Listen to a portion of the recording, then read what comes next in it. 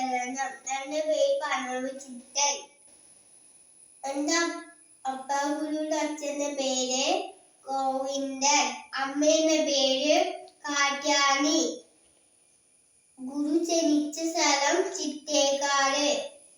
ഗുരു ജനിച്ച സ്ഥലം ചണ്ടിദൂര്. ആ കൊന്നു കലയിലൂട്ടിയാണ് എൻ്റെ പറയാൻ പോകുന്നത്. അപ്പാഗുരുവിന്റെ ശേഖം. കപടവസ്തു രാജ്യത്തെ രാജാവായിരുന്നു സിദ്ധോർത്ത മഹാരാജാവ്. അയാളുടെ പുത്രനായിരുന്നു ശ്രീബുദ്ധൻ. ശ്രീബുദ്ധന്റെ അരുമയായ ശിഷ്യനായിരുന്നു ആനന്ദൻ.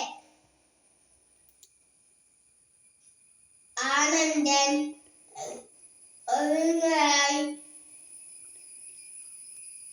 ഗുരുനാഥനായി എല്ലാം ആശിക്കും.